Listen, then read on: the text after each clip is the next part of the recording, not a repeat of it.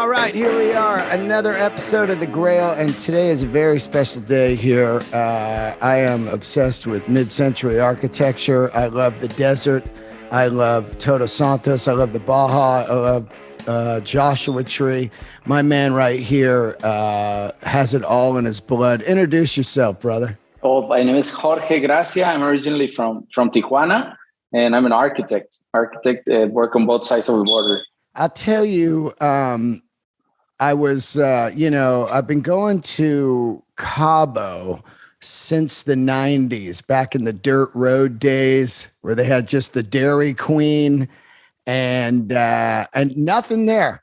And, of course, Sammy Hagar puts the Cabo Wabo there. There's no one there. It's kind of a flop. And then eventually the city explodes. And then from there, I was like, I can't take it anymore.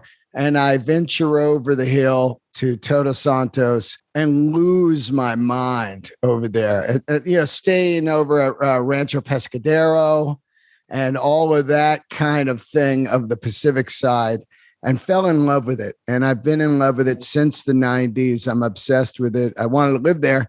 And I don't know how to buy there. So I started Googling, and your Todos Santos house came up for sale a couple months ago, one that you built in 2006. There's like 3 or 2 there. And I was like, who is this guy?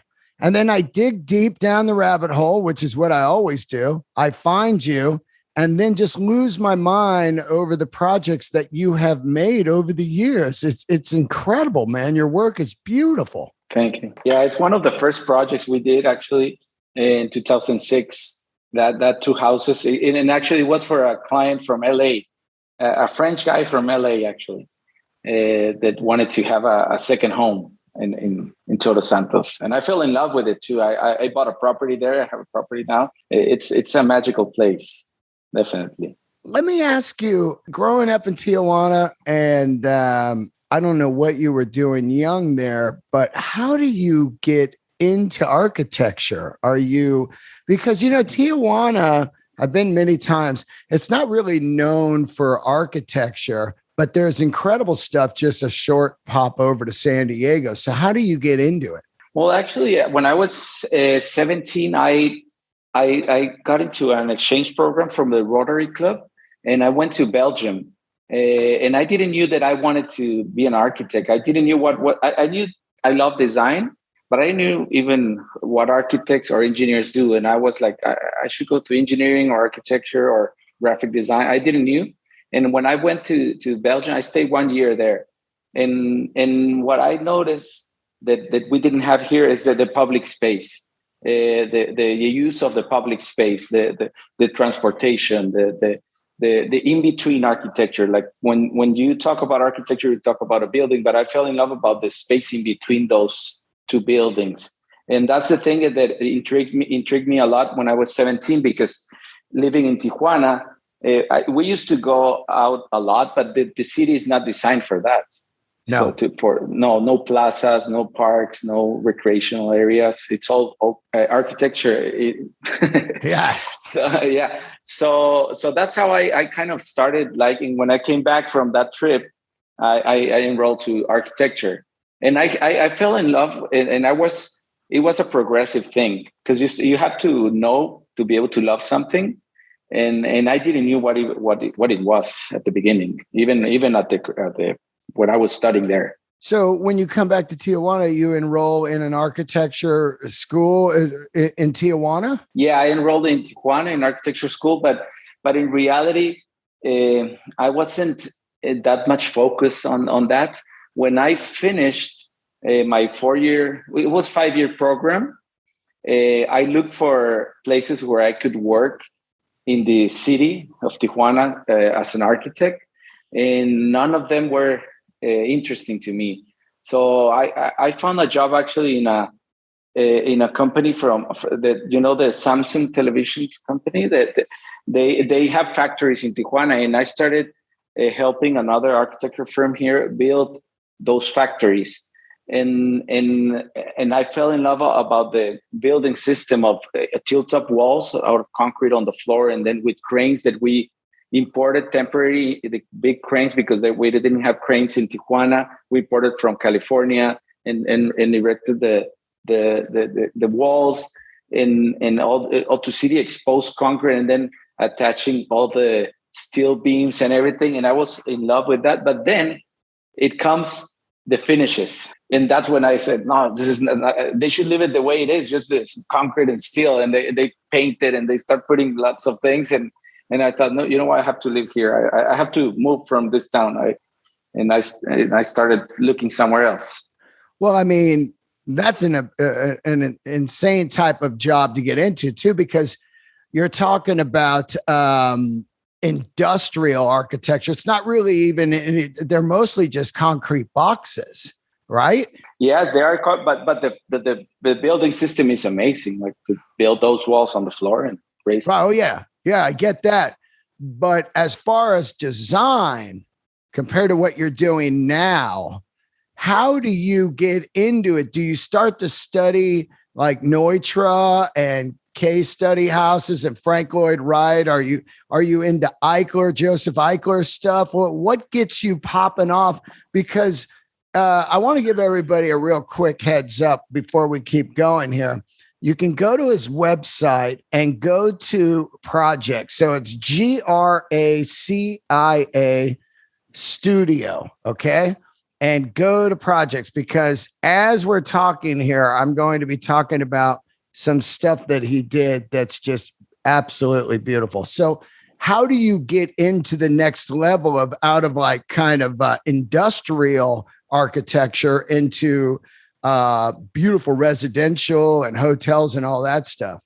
Well, what I love about what I learned from industrial is the building system itself. Like I knew that the scale, I wasn't worried about scale. Talking about a factory, it's another scale. But I love, like what I've learned in Europe for living 1 year there.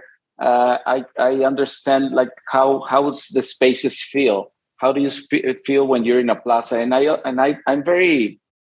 always looking or trying to understand why people are sitting in that corner and not in that one. And I study that. Like it's not that I study books, or it's more like understanding how people function, how people behave when they're in certain space, and why does you feel something when you're in one building, or why you don't feel anything when you're in another, or even feel something bad when you're in another. So it's more like a experiential way of learning the profession.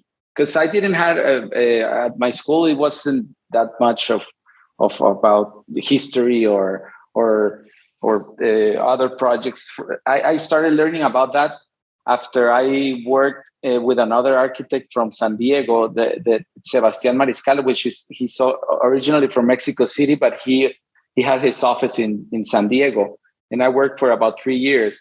And he's the one who got me more into studying more architecture. I was more like just right. So he got you into design and stuff like mid-century and stuff like that. Yeah, and also living in the border. For us, the border region, it's not like I don't feel that I'm living in Mexico only. I'll go like 3 or 4 times a week to San Diego. So basically, there's a lot of architect mid-century in the desert. In LA, I travel a lot to LA and those areas, and that's what I like. It's just the scale of those houses of mid-century. I love the scale. I love the openness of the interior exterior space. The integration of the outside to the inside. It's just a taste. Well, yeah, I mean, the flavor to me of concrete and wood, like where you're sitting in right now, it's just to me the feeling of that, because you have this very cold thing of concrete and then this very warm of wood, and you combine them together, and it seems to bring a magic out to me when I see it. Every time I see it, it's just kind of like, wow, you know? Yeah, that combination, that, as you said, concrete It's a raw material. It's cold. People say it's cold, but in reality, it's not that cold. But when you combine it with wood, it's always a good combination. I use it a lot. I try to go to different. I try to not get in my comfort zone because I know that works. And I've done different projects. I don't know. On the website, it's not the latest one, which is a house I did here in Tijuana. It's all concrete. Right. And I'll have to share it to you later. I just took photos, but I don't have it here with me right now. But it's all concrete. It's a very big house. Kind of like the Puerta de Hierro. Oh, that's one. That's the one. Yeah. Oh, yeah, there it is. You got it. You did your research. Oh, yeah. What are you kidding me, dude? I mean, as soon as I saw your stuff, I can't even tell you how much I fell in love with it. You know, I've interviewed some people over the past couple of years on the podcast. One of them being Troy Cudlock, who is responsible for building new versions of Eichlers in Palm Springs. And also a guy named Andy Canada, who has been building all of the high-end Airbnbs out in Joshua Tree. Stuff like, the Invisible House, that one, it's all glass. Oh, yeah, the glass one. Yeah, right. Beautiful one. Beautiful. And another one of my favorites called On the Rocks, which is really reminds me of a lot of what you're doing. Once you start getting going, you're working for a guy in San Diego. At what point do people find you and you start to build stuff like the Todos Santos house? Is that your first one you did? Well, the first one I did is a house I built for my family, for myself, and when I got married. It's in Tijuana. And actually, I think it's on the website. I think I call that GA2, Casa GA2, or no, Casa GA, because GA2 is the one I'm right now. Okay. and that and that house, it was very interesting because it was a mixture of building systems from the US and Mexico. Like it was steel structure, but then metal studs and every 16 inches, like the way stick houses are built in the US, and covered with wood, and the floors with wood. And outside, I did an experimental of polycarbonate and galvanized metal. It was very crazy at that time. It was in 2004, that one.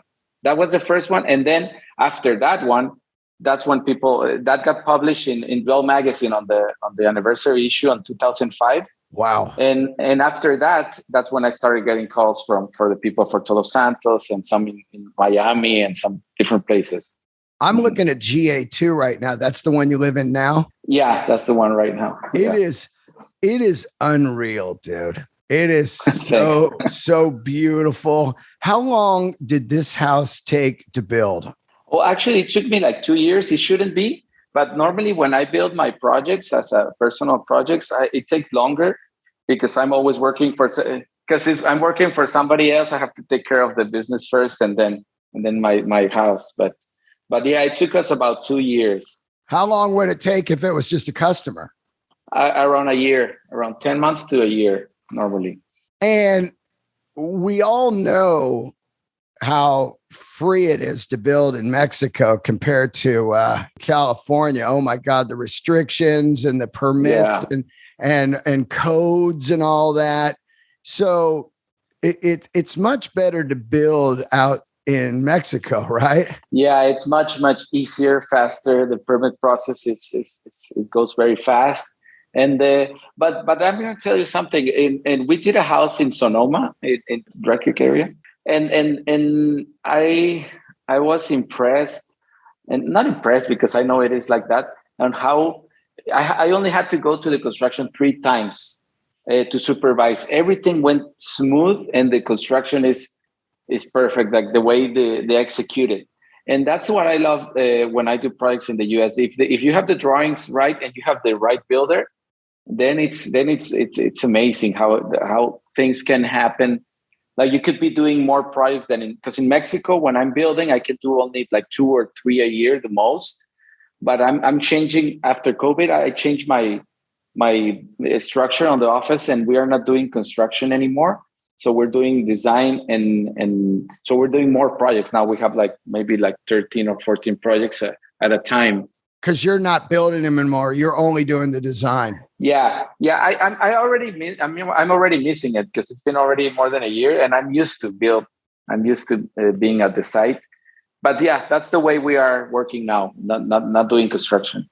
Give me an idea of, because I remember back in the 90s when I first looked at buying something in Cabo, there was the law that you couldn't own the land if you were from the U.S. It was a 100-year land lease, but they got rid of that, right? I don't know that much about buying property in Mexico from Americans, but I know that I think they get rid of that because you just need to create something that is called a fideicomiso or something like that. But everybody buys property now from the U.S. Americans. Yeah.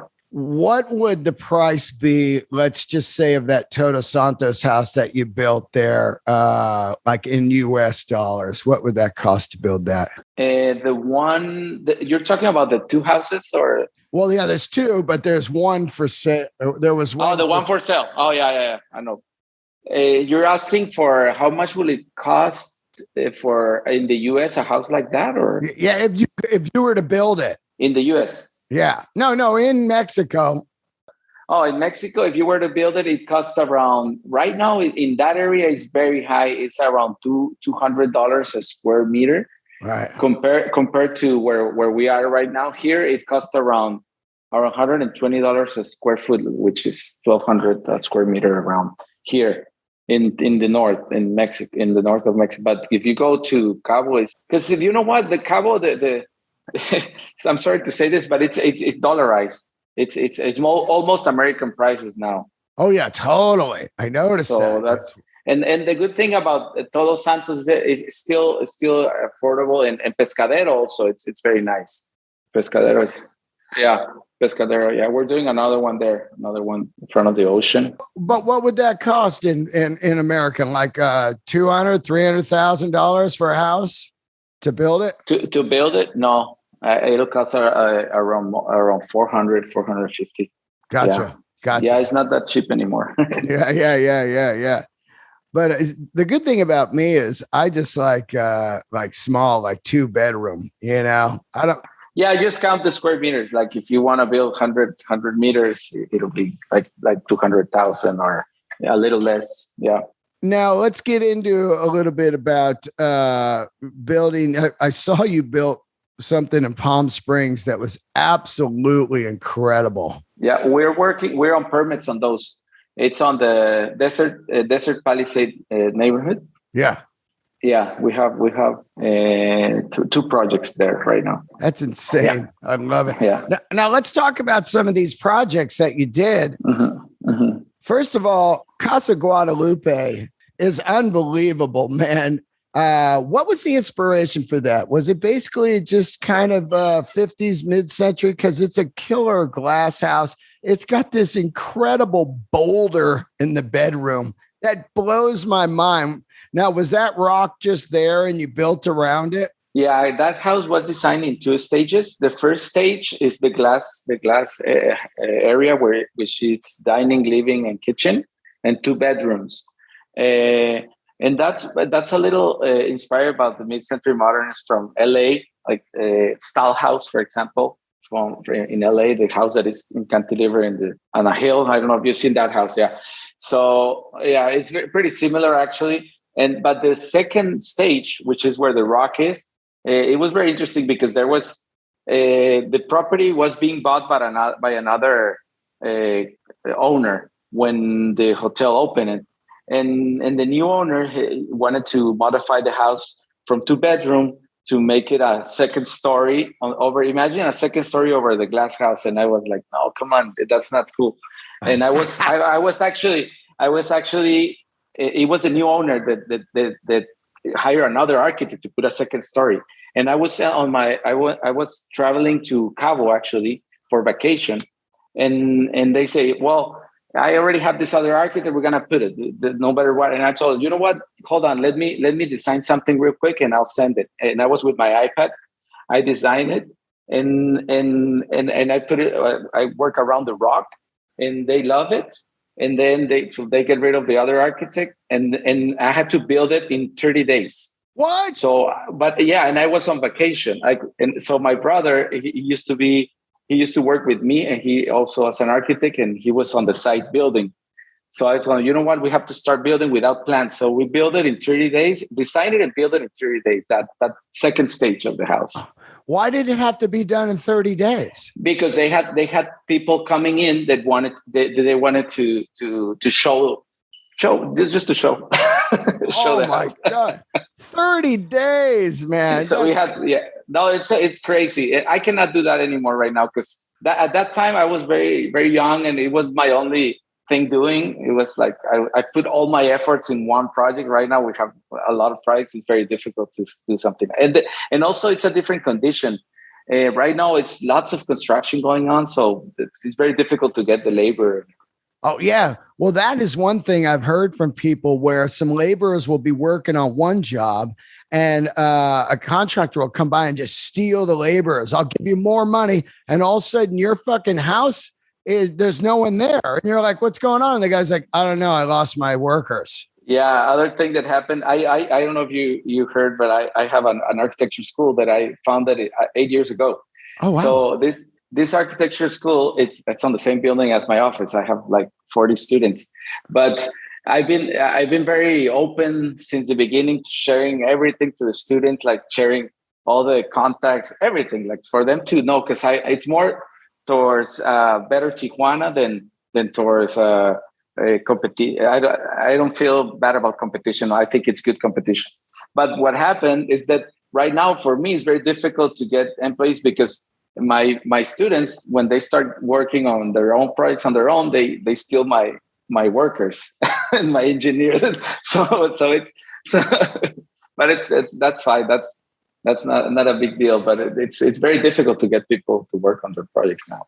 Oh my God, that's horrible. I mean, it's everywhere. Yeah. It's a supply shortage, wood shortage, concrete, everything. It's crazy, right? Yeah, but on our profession, that's at least in construction, maybe not in in architecture also. That's what you have to be.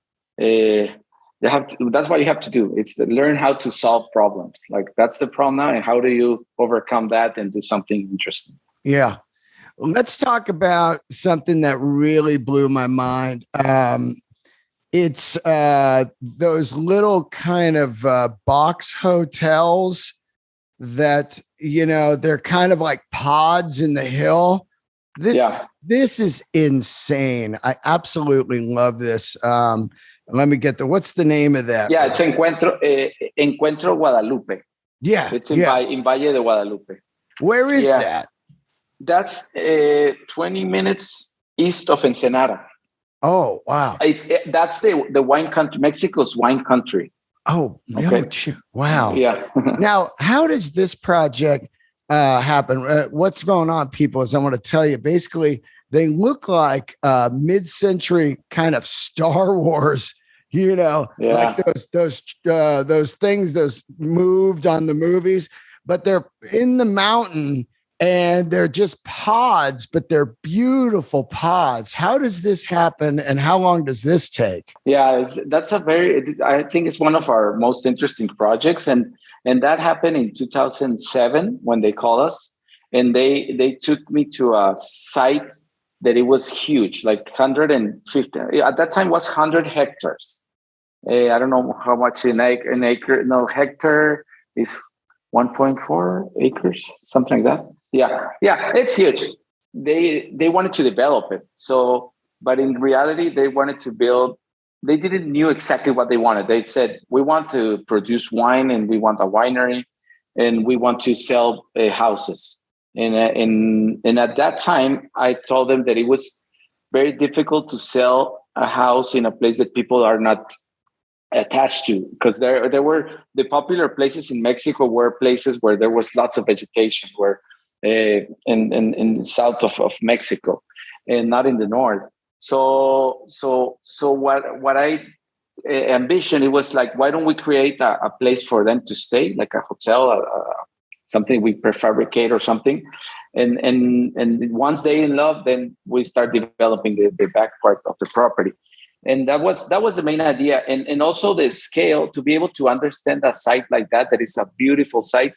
You cannot build in one place and then look to you have to be in the middle of this huge property. So that's why I said that it needs to be small structures and they need to be elevated so that the nature still can go below. And they need to have a hat because we need to have it ventilated so that that was very interesting how I got the idea of the hats. I don't know if you see that they have like two roofs. Yeah. The second roof, I used to go to a swap meet in San Diego, in Chula Vista or San Diego. I don't know what part of San Diego was it, but there was a guy that used to sell things for $1, and he used to have a hat with an umbrella. And I remember when I was little and seeing that guy, and that was the concept for this. Like, so imagine you could have something that have a shade because you're going to be in the sun all day. Yeah, and that's how that came out. And yeah, I think it's in general in life, and as a designer or architect, you have to think about your past and the things that you learn from other things, not through books of architecture, through experiences. And that's why travel is very important for me and for people that are in this field. It's very important to know. Oh yeah, inspiration. Yeah. So you can get some original ideas also, Yeah, of course. I got this book. Hold on. Have you seen this? Oh yeah, it's nice. Oh my God. And this really reminds me of a lot of your flavor, Yeah. There are two projects, no? There are two projects there from our. Yeah, exactly. And that guy is very well. I don't know. I forgot his name. The publisher, the writer, but it's very well curated. Like the way he selected all the houses are beautiful. It's a great book, and it's only $40. I was like, oh my God, I'll buy 2 or 3 of these. Just have them around, Yeah. I bought several for the house we have in Valle. We have a house there. I don't know if you look at Casa Gracia. I don't think it's on the website, but it's another project we just built. I'm looking back at that hotel again. It's unbelievable. How many of those were there? Like 10, 6, or? No, it was 20. We had there are 2 areas. At the front of the property, there are 8, and on the back there are 12. Yeah. And they're just kind of small little, like just studio. It's not even a studio really, right? It's just. There are only 4 that had two queen size bed, and the other one's only 1 queen size bed with a bathroom each one. How do you get there? Do you just fly into, where do you fly into? You can drive from San Diego. Yeah, Tijuana, San Diego. From San Diego, it's a drive like an hour and 20 minutes drive, hour and 40 minutes. Yeah. Oh, I got to do it. Yeah. Now let's talk a little bit about Ladarius. Are these townhouses or a couple solo homes? What is this? It's beautiful. I don't know which one is that. Maderas? This one right here. Oh, yeah. That was also for Valle Guadalupe. That was, it was, it's, I think, 5 residential houses in an area also in the wine country, more towards Ensenada. Yeah, for a developer from Monterrey, Mexico. Wow. Yeah. Those are beautiful. Now, when you're doing these, now you're the architect, but at the time you were also the contractor, right? Mm-hmm. Yeah. Yeah. So were you there every day just while they were building them? Yeah, that's what we do. Yeah, not anymore. As I said, like about a year or more than a year, I decided to stop building. But yeah, on all the constructions that I've built, I've been there all the time. And were you just living there, like in a truck or a hotel or something? No, the ones that most of them are in the area, are close to my office. And at one point, the Casa Tarahumana, which is not there. I don't know if it's there. It's not on the website. I moved my office to the construction. I moved all the architects. When there was a room already, we installed internet, we installed computers, and we were working. Actually, we were working at surf club that it's gonna for Palm Springs. We're working at that project from the construction side of the house in Tijuana. Yeah. Do you have a team of architects now? Is that so? You start the school, and do you just kind of grab the best ones in the school and just they're on your team? Yeah, the team, we are 5. Two of them are from the school. Two of them are. The other 2 and myself are not, of course. Now, I saw the place you built in Hawaii. Did you have to go out there and stay there for a while? That one, we have a client that we only do the design, and he did a design, owner builder. He hired a local. He had a friend that was a contractor, and he built him himself with his friend, a builder. Wow. So, and that house in Hawaii is it. We still need to build the large house. That's the guest house. Oh my God. Rich people, you know? At what point do you start to really dig into architects, like, say, you know, some of the classics like Neutra and stuff? Did you start reading books about them and seeing like the case study house book and, you know, those Toshin books and how do you figure out how to do it? Well, I think it's, as an architect, that information flows very easily. It just gets to you. And I've done trips to visit some of the houses. Like I was once invited for the Style House for a party from a vendor. I was doing a lecture for Dwell in LA, and they invited me to the house. And I got the inspiration of. I don't think I can get inspiration from a book. I think I need to be in the place to understand really why is it so good. Yeah. How great is the Style House, man? It's the greatest, right? Yeah, it's amazing. The scale is it. The scale. I've been having struggle like in projects that I've been doing. I'm always trying to lower the ceiling as much as I can, and clients they don't like it. But once it's built, it's very amazing. Like the scale. I always try to push them to go as low as we can, but it's very difficult to convince clients to work on smaller scales. Being used to. Like in the US, normally the higher, the better, no? Terrible. You know, it's funny because they tear down some classic and then they'll throw up these kind of, barn looking houses. Yeah. You know, they actually look like big barns, like a restoration hardware shop. Exactly. You know? Exactly. It's terrible. Yeah. And if you go to Palm Springs, you can learn about the scale a lot. Like Palm Springs, or you go to Japan, and the way they manage scale, it's amazing. Have you been to Japan? Yeah. It's so good. It's so good. I fell in love with it, the culture and the way they master the small spaces and scale. It's amazing. Yeah. I want to do a podcast in the Style House. You know, I can't seem to get a hold of anybody.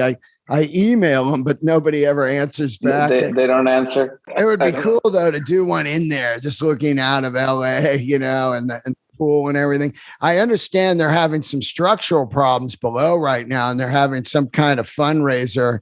Or no, I think what's going on is somebody's building below it, and it could fuck up the structure of it. So it's Imagine on that. Oh God, that's a classic, you know? Yeah, that's a classic. Yeah. Anytime, and I want you to see the Casa Gracia, the one.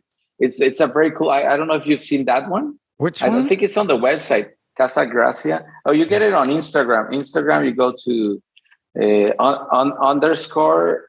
It's an Instagram from that house. Okay. Underscore Casa Gracia. CASA. CASA GRACIA. Is it your place? Yeah, it's another one. And no, it's our place in Valle, and we have it as a rental also. Oh my God, that's killer. Oh, where is that? In Guadalupe? That's in Valle Guadalupe also. Yeah. Wow. That is well, look at that pool, dude. Yeah, it's cool, no? Oh my God. How much does that rent for? Well, they can send the best. No, it's around $2,200 per night on but it's a 6-bedroom. It's a 6-bedroom. Oh my God, this thing is incredible, dude. You know what's amazing is I love Pipes Canyon and Gamma Gulch out there in Joshua Tree area. Oh, the rocks. Oh, the rocks. And my buddy has a place out there, Hawken Mesa, with 130 acres. It's one of the greatest Airbnbs ever. I'll send it over to you. But it really reminds me of this. And, you know, I truly do have a dream to have a place in Todos Santos or Pescadero and just kind of disappear, because the rhythms of the desert out there, the vibes and stuff, it's really one of the only places I've been in the world where I'm there and it feels like an ultimate decompression. Like everything is gone. I'm eating like fresh fish.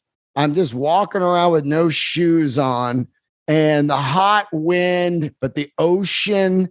There's something to that to me that keeps drawing me there, man. And it's like I feel like I need to live there.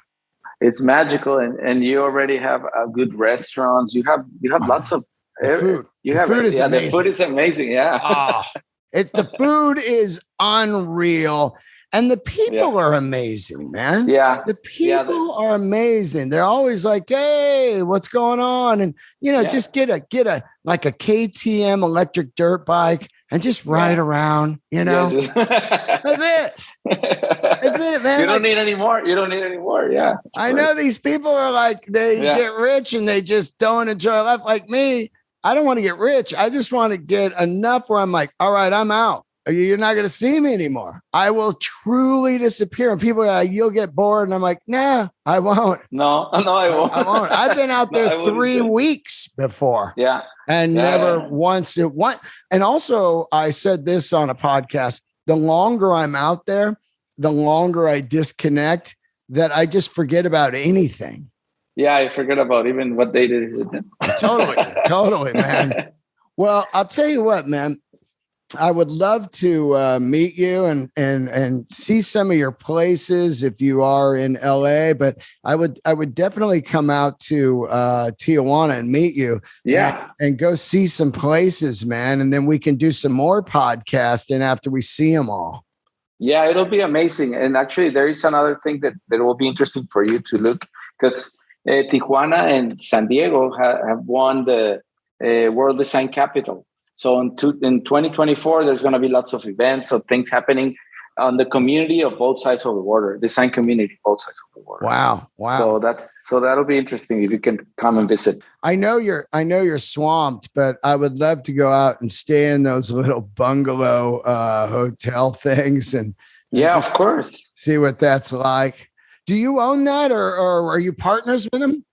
And not with that, but with the house. I'm the owner of the house, so anytime, let me know. And we'll arrange a date, and we'll get you. We'll have you as a guest there. Oh God, that'd be great. Now, what do you got coming up? You're working on mad projects. A lot of people reaching out. Where are they finding you? Instagram has had to be a boost to your business. It seems to have really blasted architecture love. Yeah. Actually, people find us through our Instagram or some publications. We are working on different types of projects. I don't know if I want to be working on a lot of projects. I want to do less projects, but better quality. Right. We're doing a very tall building now in Tijuana, 24-story office building, and a medical and office building. We're doing a very large restaurant on downtown Disney, actually. Wow, really? Yeah, for a Mexican chef. Wow. And downtown Disney? Yeah. It's incredible, no? That I never thought that I was going to design something there, but it's a Mexican restaurant, and they don't want to show the typical Mexico. They want to show what is Mexico now in the culinary scene. Yeah. So we're working on that. Also, another restaurant in Pasadena, actually, another one. Wow. Do you come out to Pasadena? Yeah, yeah. I go. It's not under construction. Oh yeah. Oh, next time I'm there, I'll send you a message. Now, let me ask you something about this. Are you, I want to show you this woman here.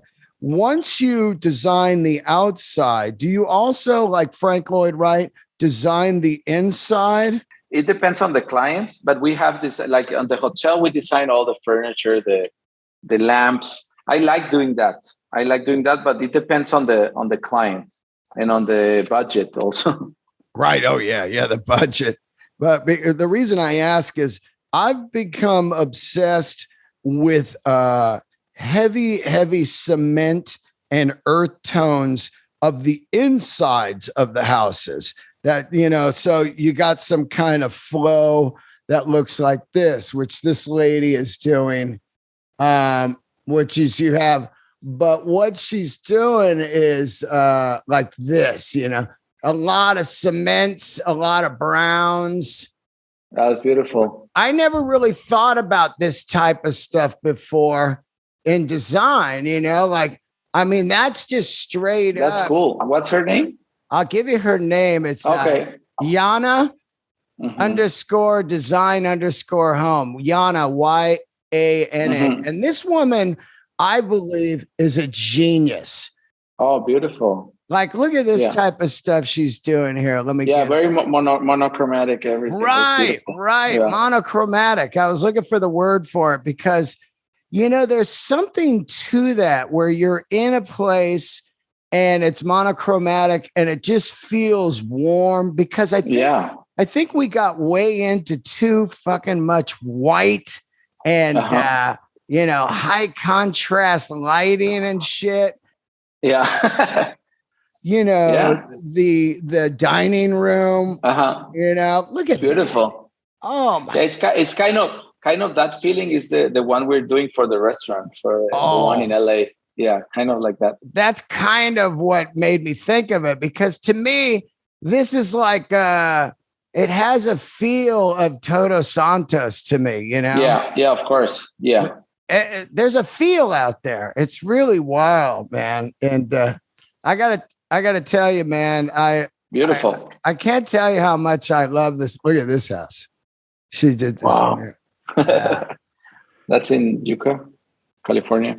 Yeah. Yucca Valley. Mm-hmm. Mm-hmm. Nice. I still think that it's better to build a place in Todos Santos.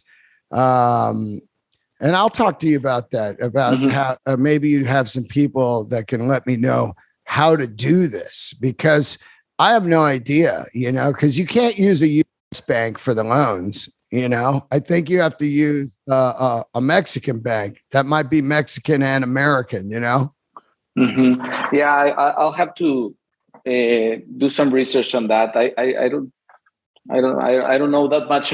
Yeah. Well, most people I talk to, the rich people just come down and pay cash. They're like, that's what I didn't want to say it, but normally clients they're already with the property. I know, yeah. They're like, here's the money here. Yeah. Well, the lotto is at 480 million. I've turned into my money. Yeah. Okay. Well, I'm like, when I win the lottery, I'm disappearing out to Todos Santos. Pretty amazing though. I don't know if you've ever been to Rancho Pescadero, but it was a small kind of eight bungalow. That lady sold it. Now they've expanded. It's huge now. They're not open. I stayed there about a year ago. It was open. Yeah, because I had to stay there it was a meeting and I stayed there. It's very, very interesting. Yeah. How great is the food there? Do you remember the classic Twin Dolphin in Cabo? That was a classic hotel built into the side of the rocks, and celebrities stayed there for years, and then they tore it down to build some dumb all-inclusive fucking resort. But this thing was architecturally beautiful. It looked like you were in Monaco or somewhere, the south of France. Yeah. Oh, never been in that one. Never heard of it. Sorry. Yeah.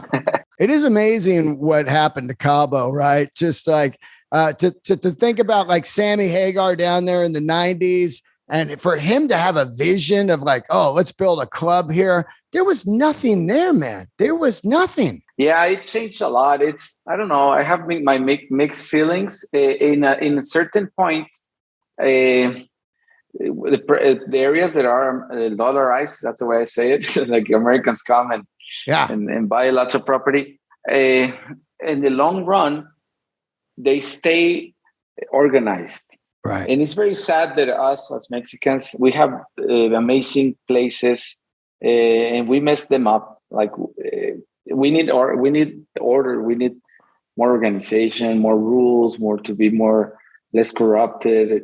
It's very sad that at some point in the future, Cabo is gonna stay better. Right now, look at Acapulco, for example. Yeah. Nobody goes there because it's a mess. And it was beautiful and at some point, but and Tulum, Playa del Carmen, it's sad. And Todos Santos, I think it's gonna stay good because they have Cabo. They're kind of protecting somehow, but the type of market that goes to Todos Santos and Pescadero, it's a little different. It's more hip. Also, Todos Santos has cold water, so you're never going to get that massive. Exactly. So that's why I like it, because I don't go swim in the ocean. No, it's very dangerous there. Yeah. Oh my God. I mean, the only people that were living out there in the 60s were like retired surfers and everything. That's where they all moved. Exactly. It was great. Yeah. But anytime you got cold water, that's why the Cabo side is so popular, because it's warm water. So, you got that warm water, and then people want to live there. It's their vacation home. And, Exactly. Yeah. Exactly. And then that Airbnb has completely changed the entire planet. Oh, yeah. Everything. Yeah. Do your Airbnb your place here, the one that you showed me? No, the only way we get reservations is through our Instagram. And because we like to know who's going to rent it, and we do a little research before to keep it nice. We have nice furniture. We have nice stuff there that we want to keep it that way. Yeah. Yeah, we don't want like spring breakers come and rent them. No, spring breakers ruin everything. Spring breakers ruin Coachella. Even. Yeah. All right, let's give everybody the rundown of where to find you. First of all, let's give them your architecture Instagram. Instagram, it's Gracia Studio, Gracia Studio. Okay. That's the Instagram. And then the house one is? It's _ Casa Gracia, CASAGRACIA. God, this place is beautiful, man. And then please, how do people contact you if they want to work with you? The website? Well, normally through our website, they send you to my email. Yeah. info@graciastudio.com. Yeah. And also some people contact us through our Instagram too, through messages. Yeah. Are you a fan of container homes? Yes, I think prefabrication. It's right now we're designing next to that house, the Casa Gracia. We're designing another house that I'm designing in a prefabricated mode because I don't want to interfere that much with the site because it's beautiful and I like to prefabricate as much as possible. So yeah, that could be an option. Yeah. Okay. Well, please stay in touch with me, and I'll email you my phone number, and let's stay in contact, because I think that you and I are we're going to be hanging out for sure. Yeah, for sure. Yeah. Especially if I disappear out there in the no man land. Thank you so much for doing the show. Oh, thank you. Your buildings are mind boggling. And I absolutely was excited to talk to you the second that I saw your work. I mean, because that house was for sale and I was like, who's building this cool stuff out there? And, thank God for the internet. How cool is it? I dig around, find you, and next thing you know, you're on the show, man. So I can't thank you enough. No, thank you. Thank you very much. I was surprised. Like, I didn't understand because I look at the people you invite, and it's more like the rockers and all that. I was like, what are we going to talk? Like, I don't know that much about it. This is a separate podcast, and it's called The Grail. So I have designers and builders and makers on it. And great. Yeah. It's totally different, and people love it. What do you got? What watch you wearing there? Panerai? Oh yeah. Yeah. Yeah. Oh yeah. Are you a watch guy? Well, I only have Panerais. Yeah. Yeah, I love watches, man. I love them. They just, I mean, that gets down to design too. Dial design, shapes, different flavors. I love Panerai. Yeah, I have another one, but this is the one I love most. Like I wear it every day. Yeah, it's the classic Yeah, with classic. the flip lock and everything. Yeah, look, I'll get another one more, all black. I think so. Oh yeah, because I'm always wearing black. Like those chip though. Oh yeah. Oh yeah, okay. Like the coating chips off and then it looks bad. Oh, okay. So I'm glad you told me. Yeah. I'll do some research then. Yeah. Okay. All right. Well, thank you so much, man. Thank you so much. Okay. Bye. I'll talk to you soon. Nice talking to you. See you, buddy. Bye. Later. Bye. See you.